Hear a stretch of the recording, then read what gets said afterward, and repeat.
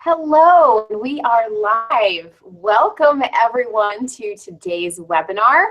Don't let fear sink your career. Thank you for taking the time out of your schedule to be with us. Bonjour, hello, greetings. Jumbo, hello. Everyone is saying hello from all over the place. Thank you and welcome. And thanks for using the chat to introduce yourself and let us know where you're tuning in from during our live event today. Before I turn the program over to Joan, I just have a few logistics to review with you. Joan will be speaking for about 40 minutes, and then we will have our question and answer time. You can submit your questions for Joan anytime during the webinar. Just mark them as question using the chat feature, or you can hold them until the end of the webinar and mark them as question and put them in the chat. Please keep in mind we have many attendees on the webinar with us today, so Joan may not be able to get to everyone's questions, but she sure will try. We also have a handout for you today. Yes, we do have a handout for you, and we will be putting that in the chat box, a link to the handout in the chat box, and also was a link in your reminder emails about the upcoming webinar. It was towards the bottom of that message. So if you'll look for that, we do have a handout, and there it is in the chat. Thank you to our webinar administrator for adding that in. Okay, we will also be sending a replay link to everyone who's registered for the webinar. So if for some reason you must step away, or you didn't catch something, or you're having technical difficulties, you will be able to watch the replay of the webinar, and the link will be sent out shortly after our live event. We will also be certificates of attendance to everyone in about 24 to 48 hours after the webinar. So watch for another follow-up email from me within the next day or two with your certificate of attendance. Okay, now without further ado, I would like to introduce you to Joan Burge. She's a pioneer in training and development in the administrative profession since 1990. As the founder and CEO of Office Dynamics International, Joan Burge has been on a mission to improve the quality and work-life for assistants and provide the necessary tools for assistants and executives to be successful in the workplace. Joan was the first to venture into administrative-specific in-depth training and continues to be a pioneer in the industry. Joan is an accomplished author with 5 books, a professional speaker, consultant, and corporate trainer. Office Dynamics International is a global industry leader providing high-performance, sophisticated executive and administrative assistant training, earning the respect of premier clients like Cisco, AT&T, Humana Inc., Sunoco, Procter & Gamble, Nationwide Insurance, Abbott Labs, Sandals Resorts, and the Bill and Melinda Gates Foundation. Thank you, Joan, and welcome. Hi, Jasmine, and welcome to everyone. As usual, I love seeing everyone joining in and seeing all the different places you represent. It's just so exciting. I never get bored with that after 18 months, I believe, of doing these free webinars. It's just awesome, and I love it. I was just telling Jasmine before we went live, it's great to be doing a webinar. Even though we do these monthly, it seems like a long time since we had our last webinar, and that's because we've been pretty busy around here at Office Dynamics getting ready to host our big annual conference for assistants, which is only about 2.5 weeks away. We have about almost 500 assistants coming from around the world, so we're in high gear over here. But I am so excited to have this special time with you. So I'm very focused on what we're going to do today. I saw Penny come in the chat box with Home Depot. Hi, Penny. We just had a couple lovely ladies from your executive offices attending my world-class assistant program last week. They were here in Las Vegas for a couple days, and it was great to get to know them. So a special hello to you. But I do want to welcome everyone. So we have an interesting, great topic today about not letting fear sink your career. We do have a handout, so if you would like to open your handout to the first page, and I call that page number 2 actually, because we have the cover page, then you can follow along, and I'm going to fill in the blanks for you as we go through this. And so we start out with the idea of fear being a funny thing. I don't know if it's funny, ha ha funny, but I mean it's funny in the way that, you know, sometimes fear it's a good thing. You know, it prevents us and stops us from getting hurt. There are other times, though, when fear could be a huge hindrance to our personal and career success. So let's look at a couple ideas and concepts about fear. And as I go through this, I'd like you to think about, what is your belief? What is your thinking about fear? And let's kind of dig deep and get to the core of this, because that's where it begins, is what you're thinking about fear, how you feel about fear, before we could really get to the strategies, which I will be doing today. So first of all, some fears are rational. So that's a fill in the blank for you if you have the handout. And it's even helpful. So for example, if we didn't have fear about getting hit by a car when a car comes, we would just cross the street. That would not be a good thing, correct? Fear is very helpful. It prevents us from putting our hand into a fire, correct? So in that way, fear is very helpful. It's rational. It's necessary. You know, we need to have those fears and know that we do have certain limitations so we don't hurt ourselves or we hurt others. However, the second bullet in your handout says, other fears, though, are nothing more than an illusion. They're just, you know, our thinking and the way we see something. And often we build that fear up within our own minds and make it much worse than it is. As it says in your handout too, it closes us off from rewarding experiences that actually challenge us, that help us become stronger, that helps us develop new skills. So in that respect, fear is not good. If it's preventing you from becoming all who you are capable of becoming, then that is not a good thing. And a lot of times, again, it's our thinking. We just build these fears up in our own minds. And I'm sure many of you can relate to that. Left to fester, fear can be paralyzing. So that is the fill in the blank if you have the handout. The P is for paralyzing. So the fear can be so bad that you do absolutely nothing. And, you know, in fact, I just thought of a fear that I had when I was an executive assistant, and I was really thinking about and wanting to go into the training business and teach assistants. Fear actually stopped me for 2 years of starting my business. So for 2 years, I was so afraid to get started.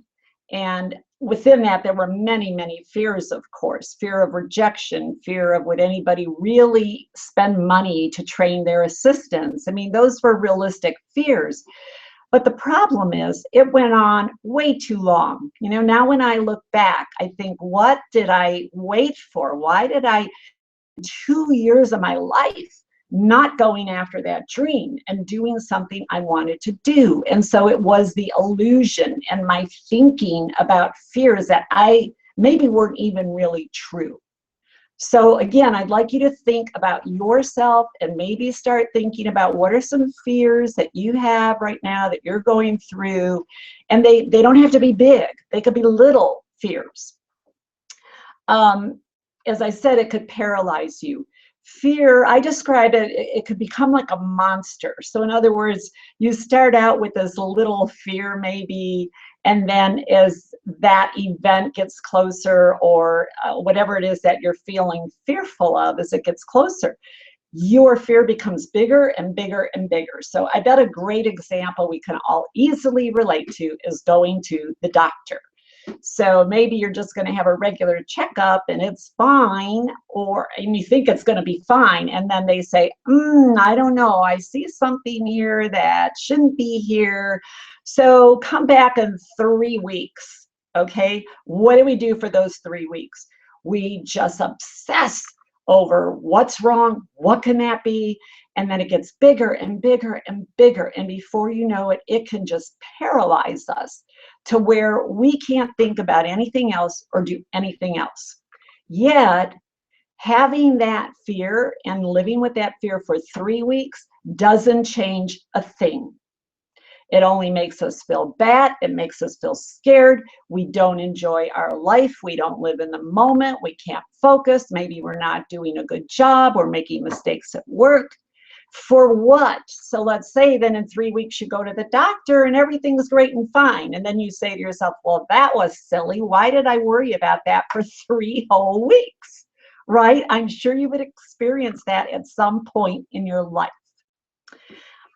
Another point under fear is a funny thing in your handout. It can definitely hamper your personal and professional growth in dramatic ways. You know, many times we have to walk through fear to develop new skills. So if we look at this from a professional standpoint and that view of growing ourselves and growing our skills, which is absolutely necessary today. You cannot stay stagnant. You just can't. You will be left in the dust. So what happens though is people maybe are afraid to, take on new courses or learn new things or develop new skills. And then that's when it hampers your growth. Many times you have to walk through that fear to get to the other side. And a good example for me is when I went from being an assistant for 20 years to starting my business in 1990. And I wanted to be a professional speaker and trainer and coach. And I was scared to death to get up in front of a group of people, on a stage. That wasn't easy. I had to walk through that fear. And we're going to talk about courage later in this webinar. And I had to go up there on that stage with courage. And I had to get through that and live through that. And just then eventually I got to the point where I love it. I eat it up. I can't wait to be up there and be with people and teach and present. It's just, I love it. So just imagine if I would have let that stop me. I don't even want to think about it because I wouldn't be here with all of you wonderful people today. And then in your handout, it says, but on the other side of fear, magical things can start to happen. So every time you confront a fear and you work through it and you go through that with courage, you actually become stronger. So that's a fill in the blank in your handout. So let me go back through the 5 bullet points again. So if you have your handout and you didn't catch the words and what to fill in. So let's go through this again for everyone. First bullet point, some fears are rational and even helpful. So we have to have fear or we might really hurt ourselves or others. The second bullet, but other fears are nothing more than illusion. There are things we create in our mind and we don't take control of it. The third bullet, left to fester, fear can be paralyzing, where you don't make any move at all. And the bad part about that is you might lose out on some very good opportunities. The fourth bullet, it can hamper your personal and professional growth in dramatic ways. And then the fifth bullet, on the other side of fear, magical things start to happen. And I know this for a fact. I've been training administrative and executive assistants for 26 years.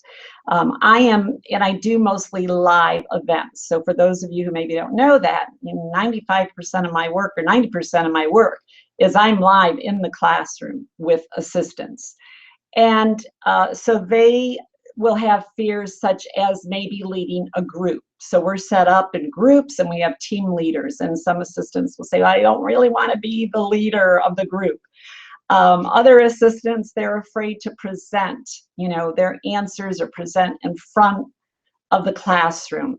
Other assistants who are in the classes are maybe afraid to really try a new activity. So I use a lot of creative activities in the classroom, and people will say, well, I'm not creative, I can't do that. That's a fear, because every single person is creative. It just comes out in different ways. That doesn't mean you're artistic. That's creative's different. Well, when you're in my class, you don't get to just sit back and say, no, I'm not going to do that. I push and I pull and I guide and I coach assistants through these fears that they have, because I know when they get to the other side, they are going to be so proud of themselves. They are tapping into skills that they didn't even realize they had, that they didn't know they could do. And they get on the other side and they're like, wow, I can't believe that. I just gave a 3-minute presentation. They didn't think they had them in it, or had it in them, I'm sorry. So you have to look at, if you want to grow, or maybe have better relationships. Maybe you want to have a great relationship with your executive at work, but you're afraid to present ideas. You're afraid to interrupt your executive. How many of you say, well, I don't dare interrupt my executive because she's so busy and she's got a lot of meetings to go to? That's a fear. You are afraid to get that time with your executive. You're afraid to speak up and say, I need time with you. It's important. That is a fear. And it stands in the way of you being the best assistant you could be and having the best relationship with your executive that you can have. So what I hope, that you gain from this webinar and our time together is that you start to take a close look at what are the little fears you have, and admit it and say, yeah, that really is. Why don't I do that? But I'm also going to give you the tools, and I'm going to walk you through exactly how to deal with your fears. So whether they're personal or professional, the techniques I'm going to teach you work. You just have to do them and apply them, and you have to jump out there. At some point, you've got to jump off the ledge and see what happens. Before I get to the strategies, I wanted to share with you some answers to a survey Jasmine had sent out prior to this program. And she asked, what's your biggest career fear? So I'm going to share these with you because maybe you can relate to some of these. And this way you get a feel for what assistants, what some of their fears are, your colleagues.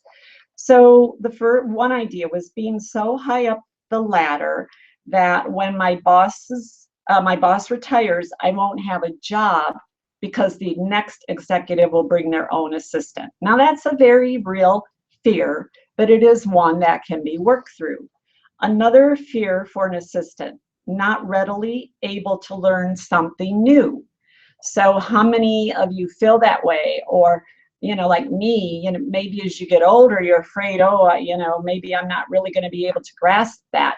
But you also have to have the confidence to know, how did you get to where you are today? Is you did learn and you did grow. And maybe it wasn't always easy, but you can do it. Next, not being good enough at my job, learning the new programs, the new procedures, keeping up with technology. Again, there's an answer to that one. Being relevant enough that I don't get let go in this world of constant downsizing or reorganization. That's a very real fear. We see it. And in fact, recently we just, got word of an assistant who, she just got let go. Their company was downsizing. They were eliminating about 5,000 jobs. So that is a real fear. I understand that. What do I do? When I was an assistant, I lost 2 different jobs because of downsizing. So I know what that feels like, but I also know on the other side of it, you can land on your feet. And that's the part you have to think about. When you get on the other side of it, you can land on your feet. And I actually ended up getting better jobs than the jobs I had. A couple other fears from assistants: not being approved or promoted for my accomplishments, feeling intimidated by senior level executives. How many of you can relate to that? Communicating at a networking event, that's a very real fear. Sure, you're walking into somewhere where you don't know anyone. You feel kind of awkward, don't you? Like, oh, what do I do? What do I say? How do I get started? I understand that. Disappointing my boss and coworkers by not meeting their standards, making the wrong decision and paying the price. I understand. Getting too old. I'm probably seeing this more and more, of course, as the baby boomers are getting into their 60s. And so I know many assistants out there are afraid that they are going to become obsolete or lose their job, or if they do lose their job and they really still need to work another 3 or 4 years, are they going to get hired? And then confidence and not a fear of not being given opportunities. So that's a good one, because maybe you really want to have opportunities and you know that you could grow and do better and excel, but you're not being given those opportunities. So I'd like you to, in your mind, try to think of a fear, what little thing or big thing you might be dealing with, because now I'm going to walk you through the strategies. And you can kind of think this through as I go through the strategies with you with your own fear. But also, if you notice in your handout on the next page, I have an action plan. So this is something you can do post-webinar, and you can identify a fear you're currently working on and then walk through the steps that I'm going to teach you today. Another fear, I remember, because I teach this in a live workshop. One lady had a fear. She was older, and her fear of going back to college, going back to school. She thought everybody else is going to be younger and she's going to feel embarrassed and not be able to keep up with them. So we all have some type of fear. And if you say that you have no fear at all, then you know what? You're not pushing yourself enough, because you should be afraid of something. You should be afraid of stepping out so you could develop your courage and develop your skills. So let's turn to your handout. This would be, I labeled mine as page 3, including the cover. So 7 surefire steps to conquer your fear. Now, again, keep in mind, this will work with any fear you're dealing with, personal or professional. And I will use an example of public speaking as we go through this, so I could really teach you how to do this. I'm selecting public speaking because that is a fear most people could relate to. And not that you're all going to want to get up and be behind a podium, but you might be asked to speak at a department meeting. You might be asked to fill in for your boss at a meeting. Maybe you belong to a professional organization and you have to speak at a meeting. So let's put it on an everyday scale so that you could see this. So number 1 is you have to identify your fear. So a person might say, public speaking, that's my fear. Okay, that's great. You've identified it, but you know what? That's not the real fear. So number 2 is very important. If you have a handout, please circle that or put stars around it, highlight it, whatever. This is one of the most important steps. And that is to identify the real reasons behind number 1. I mean, what are your real fears? So when I started speaking, of course, I had fear. Well, the real reasons, the real fears, it wasn't public speaking. I was afraid that I might get on stage and forget my lines. I was afraid that maybe I wouldn't be able to appropriately use the equipment. I was afraid that maybe someone would ask me a question and I wouldn't know how to answer it. Fear of brain freeze. It happens. You're on stage and all of a sudden your brain freezes and you can't even remember what your thought was. That's pretty embarrassing. Fear of, another one with public speaking. fear that maybe there is someone in the room who knows more than you do about the subject. So those are the fears, and that's what you have to dig into. So to say maybe that the fear, feeling intimidated by senior level executives, that's not the real fear. What are you really afraid of? You're afraid that maybe they're going to laugh at your ideas. You're afraid that they're going to shut you down. You're afraid that they're not going to take you seriously, that you don't think you're credible. I mean, those are the real fears, and that's what you have to list, because we can work with those. Okay, and I'll show you how. Number 3, ask yourself, what is the worst thing that could happen if I try what I fear? So for me, it was public speaking, right? And I thought to myself, the worst thing that could happen is I will faint on stage and they'll never hire me to speak again. I didn't think I was going to die. I mean, no one dies from public speaking. Not from public speaking, maybe a health issue, but they don't die from public speaking. So the worst thing is I would faint. So what? You know, you go on from there. So think about the worst possible outcome. Then number 4 is to list the steps you can take to overcome your fear. If you have your handout, draw a line from number 4 up to number 2, because you're going to connect these 2 items. So let's say if I said one of my fears with public speaking is I'm not going to know my material or content. Okay, the step that I will take is I am going to study and do my research and learn all I can about my subject before I present. If another fear is that someone's going to ask me a question I don't have an answer to, already in my mind, my step is I would say to you, that's a really great question. I don't have an answer for you right now, but I would be happy to explore this further after I get back to the office. And if you'll give me your email address, I can get back with you. If a fear is going blank on stage with what happened, and that happens, as I told you, the step that I would say to myself is, if I do, I'm just going to admit it. I'm not going to be embarrassed. I'm not going to run off the stage. I'm going to say, hey, I had a brain freeze, everyone. Sorry, where was I going with that thought? So do you see, if you take your number 2s and your reasons, you could start to work on your action plan, how you will prepare for that so that you can deal with it if it happens, or how you could actually prevent it from happening. So let's use the example again of being intimidated by the senior level executive. And maybe I said about a credibility factor. So my step would be to make sure I build up my credibility with that executive or executives first.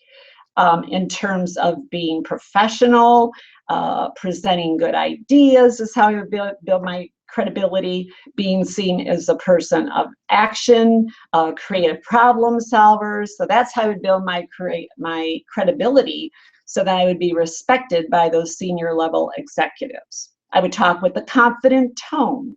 I wouldn't talk as if I was intimidated. Sorry, I have so much I want to tell you and I'm talking fast, so I will slow down. All right. Number 5 is to put opportunity first. With the example of my speaking, I was thinking about what are all the opportunities, and the opportunities were, for me, that I would meet wonderful people, which I have over 26 years. I have met tens of thousands of fabulous assistants. I have learned from those assistants. I've been able to travel, going to Bermuda, and I went to Jamaica recently to do some training. And I've learned a lot, just by going on site and going to all these different companies where I present workshops. I stay sharp because I'm at the location. I'm keeping myself abreast of what's going on in organizations. If I didn't do that, I would be going downhill instead of uphill in my latter years. So do you see, you want to focus on the opportunity and not focus on the fear. Number 6, be confident in your ability to handle new situations. I mean, just think back, look back at your past and what things have you done? What did you overcome over the years? And you're here. You're here. You're in this webinar with me and Jasmine. And so you're okay. You did get through it. And you have to be confident that in the future you will do the same thing. But you're going to be smarter about it. You're going to be sharper about it. And you're going to have 10 times more confidence than you had in the past, because I've given you tools now to help you. And number 7, I love this one. This is big for me. I consider fear a challenge. You know, I like to say to fear, go ahead, come on, come at me, because it's a challenge. And I have to test myself, and I have to learn, and I have to reach out to other people. I don't have this down pat, but when I have that particular thing staring in my face, something that I want to do. So for example, when I started this business in 1990, nobody was offering specialized training for assistants.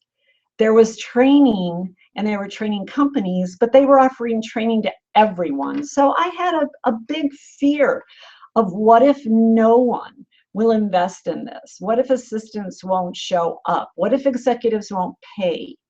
But I considered that a challenge. I didn't let it stop me. It was not easy, but every time I hit a barrier, I considered it a challenge. So as you have these fears, instead of, again, running away from it and letting this fear become this big monster that then maybe paralyzes you to where you don't do anything, consider it a challenge. Consider it a learning opportunity. Look at it as a place to really test your skills, to really dig deep. It's a place where you will reach out to people, because you're going to need help. You can't do it alone. You need support. And I've met some wonderful new people because I had to reach out beyond my circle of friends and my inner circle, because maybe they couldn't answer and help me with what I needed. In my early days, and still to this day, I found coaches, I found mentors. I mean, when I started speaking again, great example. I found speakers who were very experienced, who were, 10, 15, 20 years ahead of me. And I just had the courage to go ask them for help, to admit that I didn't know everything and I didn't know what I was doing, and would they help me? And they did.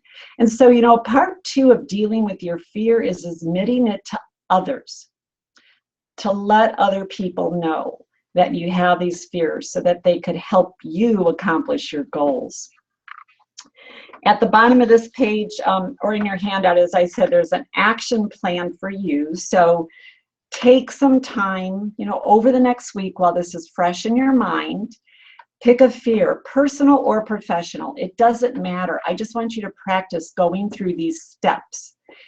And I'm sure this is going to put your fear in perspective for you. And instead of your fear overcoming you, you're going to get it down where it needs to be, in its place. And look at yourself as, the conqueror of the fear, not the fear conquering or overcoming you. So if you do have any questions on that information, be sure to post your questions as we're going through. We're going to move on to the next piece of this and talk about courage. Some people think courage is a fear. What do you think? Do you think courage is absence of fear? Well, Mark Twain says it isn't. Mark Twain says you can have fear and courage at the same time. And I agree with that, because again, when I started speaking, I had fear, as I told you, to get on stage and be in front of a large group, and I had the courage to do it. So you can have both. You can be afraid to approach that executive and tell that executive you need to have more one-on-one time with her. And so you can have that fear, but you can also have that courage and go do it and have that conversation that you need to have. So what we're going to do here, this is called the courage meter. And in my book, Underneath It All, that came out a couple years ago for executive and administrative assistants, I have an area where I talk about courage. So we're going to go through this together, and I'd like you to rate yourself on a scale of 1 to 5. And honestly rate yourself on these different items. So 5 means you're tops in that area. 1 is you really need improvement. And so, of course, you could be a 2, 3, or 4 in between. So first of all, let's look at the first one, is to be a professional agent for your company. You are an ambassador, for your company. You are an agent, correct? So you represent your organization. You interact and you communicate with hundreds of people, internal customers, and you have external customers. You represent, of course, the people you support. That's critically important as assistants. You are representing your executive. So are you truly being that professional agent? Last week, I was so impressed. We held our world-class assistant certification program. There's a part 1 and a part 2. And so last week we had 15 executive assistants here from various parts of the country, various organizations. As I mentioned, Home Depot was one of those companies. And I was with these ladies for 4 full days. Now, I've been teaching world-class assistant since 2008. So I have held numerous classes. I've seen many assistants come through, male and female, through that program. But last week, I commended that group every single day because they were the most professional group I have seen. All of them. So what made them professional? They had confidence, they were articulate, they were approachable, they networked immediately. We had 15 people who walked into that room the first morning. Many of them did not know each other. Do you know, instead of going to their phones and emails before class, they immediately started talking to each other, got their cup of coffees, they were friendly, they were smart, they were intelligent, they all looked very sharp, very professional. And I would love to write letters to all their executives to say, you should be really proud of your executive assistant because she is an excellent role model, an excellent ambassador for you and your company. So the question is, rate yourself. How am I doing as a company agent or ambassador on a scale of 1 to 5? And 5, when I say tops, I want to add a word in here. It's about consistency. You can't just be good one day and then 2 days you're not. And then another day, okay, I'm a great agent for my company. So you have to be able to say, I consistently am a great agent for my company, to be a 5. Having the courage to be the best. I love this one. It takes courage and stamina to wake up each morning and say, I will make the most of every minute today. So you bolster your courage by living more fully every day. You'll enjoy, greater success in your endeavors. And what I always say is most of us are walking around on autopilot. Go into the office, we all know the routines, we don't even have to think about anything, you just go, go, go, go, get things done, but we're not living fully in the present, and we're highly distracted with our devices. There was a very powerful program that my sister shared with me, and we showed it last week at World class assistant. I don't know if I could somehow get that link for Jasmine to share with all of you as a post follow-up, but the program was called Inquest, and it was Simon Sinek, S-I-N-E-K. He is world renowned. He speaks on leadership, but he especially focused on the millennials. He also focused on how technology and devices are overtaking our world and overtaking people, to where now when people have a problem, instead of going to a person for advice, they go to a device. How pathetic is that? So I'd like you to rate yourself. I know I have courage and stamina, but do others know it too? So you have it inside, but the idea is, are you really displaying your courage? And the key word here too is courage to be your best. You know, a lot of times people are afraid to be their best at work. They're afraid that they're going to show up their other friends, or that their friends are going to be hurt, or they're going to be known as the standout person, you know, in the office. Well, why not? Have the courage to be your best, to do your best, to act your best, to show your best. When I was working in offices, you know, from a very young age, I always would tell myself that I would never lower my standards to anyone else, that I would always keep my bar high and let others rise up to me. Let others rise up to you. Because if you have the courage to be your best, others will rise up. You will powerfully impact people around you. Let's look at the next one. Let's see how I'm doing on time here. To live honestly. So I'm not talking about rules and regulations. Yes, I certainly hope you follow the rules and regulations, as it says in your handout. That's a given. But what I mean by living honestly, are you living authentically? Are you living your values at work?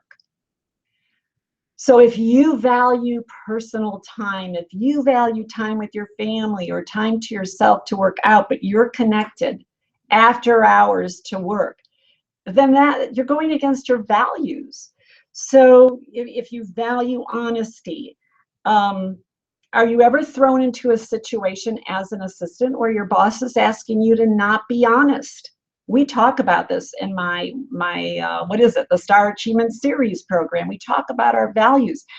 And I know as an assistant, you're put on the spot. I know I was asked to cover for an executive maybe. That's a horrible place to be. Don't ever let your executives put you in that position, or to fudge something on their behalf. And see, that's where the fear steps in, because maybe an assistant will say, but they sign my time card. They give my performance evaluation. I could lose my job. Well, you know what? You shouldn't want to work for someone like that. So the question is, on your handout, does the real me come shining through, you know, most of the time? And I think also that honesty comes through with each other, with your administrative peers. Are you being honest? Are you being open? Are you being direct? But the value that I would say that's important here is having empathy and caring about others. So you don't want to be open and honest where you're just running everybody over in the workplace, but that you're saying, yes, I need to give this feedback. However, I care about this individual. I care that they grow from this and not feel hurt or get defensive. So then I'm going to think about how I present the information. All right, let's go on. I see it's 10:44, so I'm going to keep moving through this. And you can come back. You have the handout, and you could read through this and think through these more on your own. Courage to embrace change. Change is running rampant in the workplace. It is not going to slow down. So you could, as it says in your handout, you can become part of the action rather than let everything kind of just run over you. So the question to rate yourself on a scale of 1 to 5, do I really embrace change? You know, or are you constantly resisting it, constantly fighting it? And I don't mean that you have to really love and embrace every change, because that's not realistic. But if you have to rate yourself, how are you doing? The next one, I love this, of course, because I'm in training. Keep an open mind. Humans cannot possibly know everything. And it just kills me when I'm presenting a workshop and there are seasoned assistants in there, and they're saying, I already know this, I already know this, I already know this. My answer is, okay, are you doing it? Are you doing it every single day? And you cannot possibly know everything, all there is. So have the courage, to open your mind, to be inquisitive, ask questions, and learn. So the question is, do I approach new information with an open mind? And I wouldn't give myself a 5. I know there are things my team presents to me that I get resistant, or right away I get defensive. But I keep growing and I keep wanting to learn and trying to just open my mind, hear people out, and then really digest it. And then to be adventurous. Today is a new day, no matter how similar it might seem to yesterday. When you go to work 5 days a week, it might all seem the same, although I know your days are crazy. But today, as it says in your handout, sculpt today as if it were a piece of clay. Be adventurous. Go to lunch with someone else instead of your same old crowd. Ask someone at a higher level to go to lunch with you. Stop and talk to that executive who you've been afraid to speak to. Go up to them and ask them some questions and have some dialogue about something. So I want to encourage you, be more adventurous. Don't be so set and don't get so old that you never have a sense of adventure. I hope you keep a sense of adventure as you age. And then I just have a couple quick ideas that I want to share with you of ways you can display courage at work if you're wondering how to do that, because that's an assignment I have for you in your handout for post-workshop, to list 3 ways in which you can display courage at work over the next week. So a few ideas: not giving up because an idea you had was rejected. Learning new things, which we just talked about. Here's a good one: dealing with a colleague who is ignoring the consequences of his or her actions. Confronting someone about a negative attitude. I love this one: changing your attitude about events or people. So if you've been hanging on to a bitter attitude about a person or an event, change it. Okay, that's a way you can display courage. So I'm going to keep moving because, as I said, I know we want to get to your questions, but one thing I especially want to share with everyone today, because you may not be aware of it, Jasmine and I are going to be deep into this topic of sinking, your career. Don't let fear sink your career, with a very special new course that we are offering next spring. And we've gone out on not a limb, but we've really gone out and are displaying our courage by offering something next March that has never been done in the administrative industry. And it's our Learning at Sea course. So this is something very special I've created. I know this is not going to be for everyone. That's why we have free webinars and we have online courses and we have conference. This is for assistants who truly want to do a deep dive into many topics. Some of the topics are about swimming to success as a career assistant, anchoring a reputation of excellence, navigating your day in a world that never stops. So this is for the assistant who wants to immerse her or himself in deep learning, who want to be adventurous, go out to the ocean, be out at sea, which is a wonderful place to learn because you have no distractions, you don't have kids, you don't have family, you don't have interruptions. Those who come on this journey with us, they're going to have a lot of time with Jasmine and I, not only in class time, but we're going to be walking the decks together at night. We're going to be huddling on a deck and just really delving into subjects that are important to assistants. This is what we call a journey-based immersion experience. And so if you really want to be refreshed, you do want to dig deep, you want special private time with Jasmine and I, you want to be with a small group of assistants, you want to explore and do something fantastic in your life, then this would be for you. And Jasmine will be sending you information and providing you a link for this course. As I said, we know this will not be for everyone, but for those of you who want to go on this journey with us, we would love to have you come. So Jasmine, let's go to questions now. Oh, I can't hear you. Let's see. I'm not hearing you.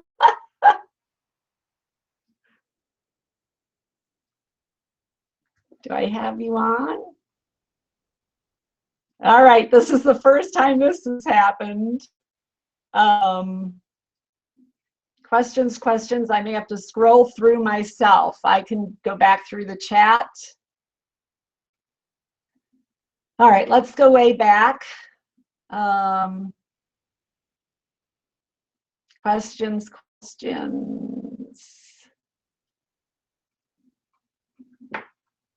All right, Jasmine. All right, whoa, where did it go? I see a question. I experienced it well. Oh, Toastmasters, okay. So there's something in here, a comment about if you have fear of being a more assertive communicator, or maybe just communicating in front of a group. So Toastmasters, yes, is excellent. And a few of the ladies who were at our course last week mentioned they had been at Toastmasters, but I know many assistants have told me they go to Toastmasters. And again, the idea is, or isn't, that you're wanting to get up and speak at a podium and be a professional speaker. Toastmasters just gives you the confidence to articulate your message, to be able to think on your feet, and that's something you can, use every single day. So I would encourage that. I'm trying to search for questions. Let me go back. Still can't hear you, Jasmine. Oh, this is not good. We love to have your questions. Let me keep looking through. If you have a question, maybe if you would all retype it in the chat box, then I'll see it come to the top of the list.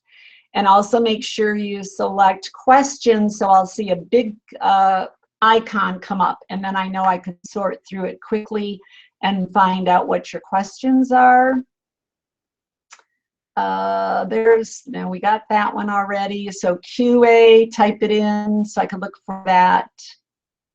Again, about the program. Baby, okay, so here's one. The executive's wife is about to have a baby in November. I have only worked here for 3 months, and I'm worried about being on my own while he is out.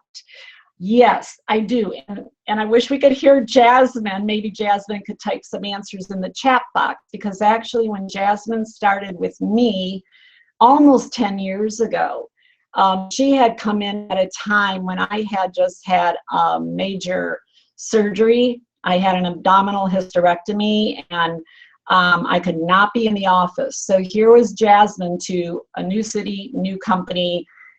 I didn't have a lot of time at all, or wasn't able to work with her and teach her a lot when she first came on board. So for Jasmine, I believe she dug in. One thing is, yes, to keep reading. That is really a great strategy, and that's something I would do. Read as much as you can, both in emails, learning about information about the company.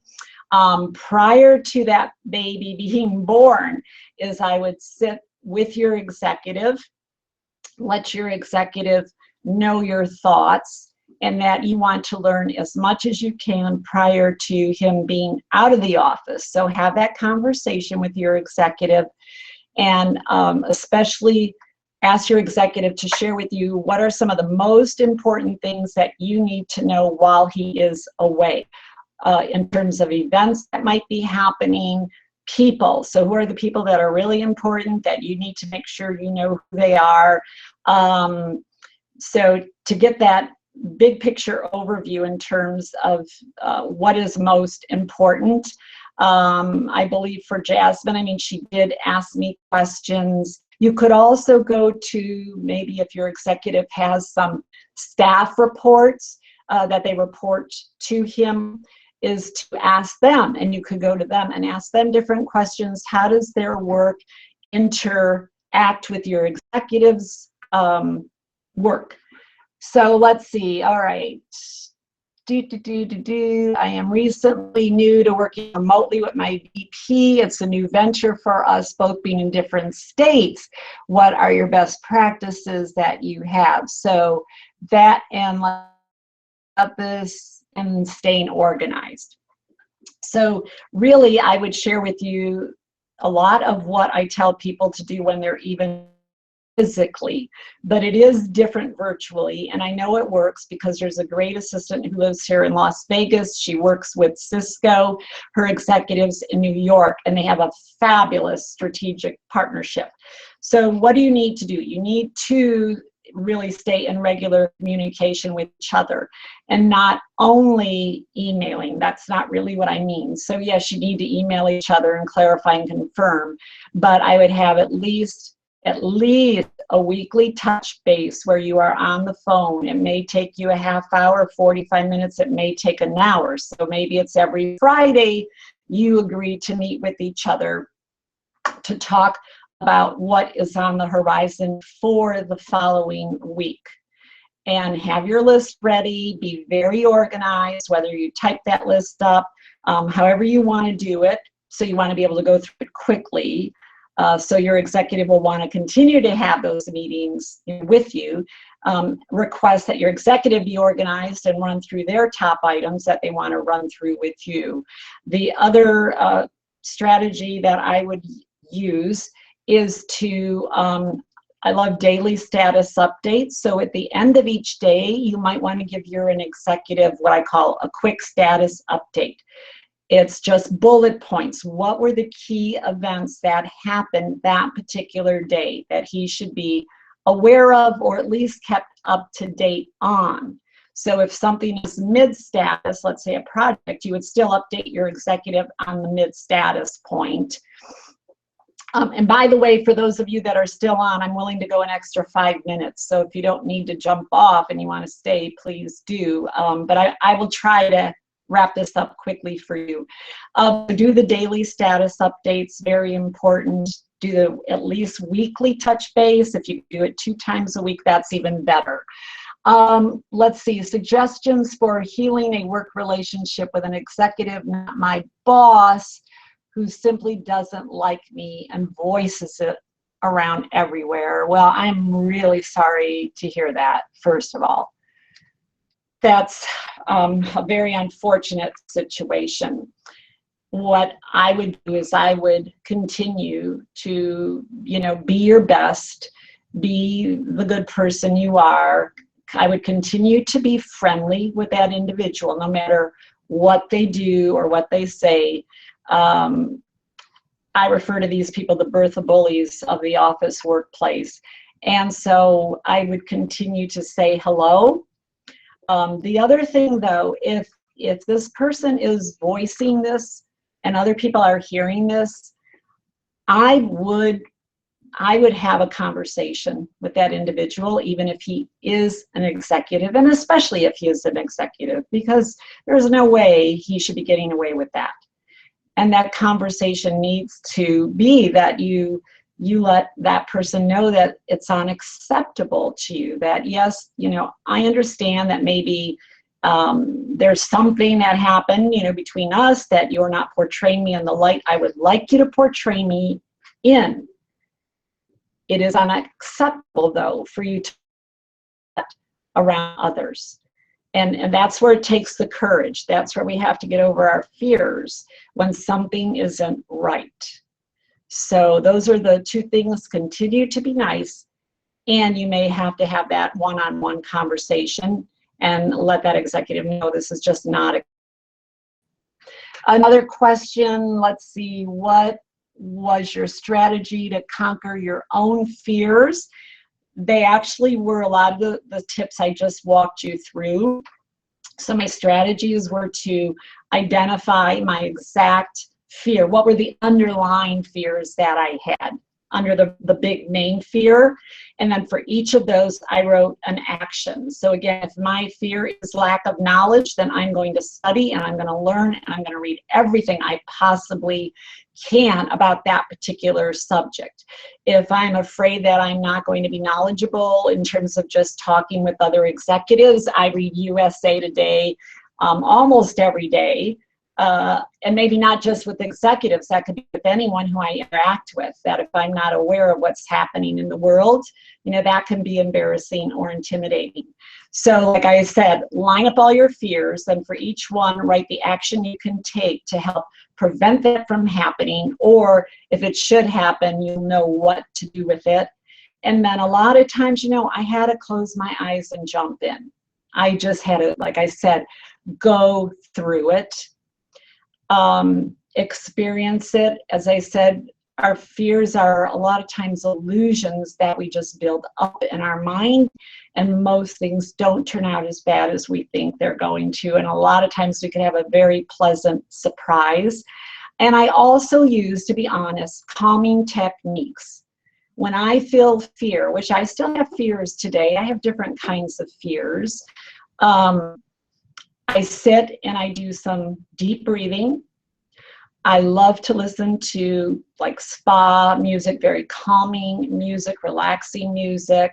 I put myself in a quiet space and I just talk myself through, it's okay, and you know, I don't need to have this fear. So I give myself that quiet time to really think about it. And often that helps me tremendously then go do what I need to do. So I think we'll take about 2 more questions. Let's see, I'm jumping around. When you support a group who doesn't support you back, is perseverance the only way to survive? So Joanne, that's an excellent question. Thank you. And I have a couple answers. I would say look at, you know, do you love your work? Do you love what you do? So do you enjoy the job? Is the work itself challenging and interesting? Because a lot of times people don't have the ideal situation. They love their work and they don't like the people. On the other hand, people love the people and they don't like the work. So yes, you can persevere. If this role is good for you, if this role might lead you to an advancement in your company, if this role maybe gives you good exposure. So in other words, what are the benefits of you staying in that position? Is it worth it for you to keep dealing with these people? And you may say, no, it isn't. And so as you know, I hate to say it, but sometimes then you have to start to look for other opportunities, you know, inside your organization or outside of your organization. Let's see. I second Joanne's question. RE lacking support from executives? Yes, the executive assistant lacking support. Okay, well, we see if there's anything else. One more. There's so many good ones, I'm sure. How do I become more assertive communicator with someone when I am the middle person and I have to check with a third party for status updates? Oh, that's also a good one. So in assertive communication, and I'm not sure, also I just want to mention, if you go out to our website, we may have blogs under assertive communication, I'm sure, because we have 1,000 blogs. So you can get more information on that. But if you have to check in first with the third party, I will agree that makes it difficult. Is there any way that that can be circumvented? Is there any way that you could get your information sooner from your third party? In other words, can you have a conversation with your third party and talk to them about getting information to you sooner? I'm not sure if I fully understood your question, so I apologize if that's not exactly what you're meaning, but to go to the source. In assertive communication, we teach always go to the source. You know, be direct, be specific, be clear, be concise. And then also have a strategy or answers in your mind, you know, solutions that you can offer. So Jasmine, can we get you back on, or are you gone forever?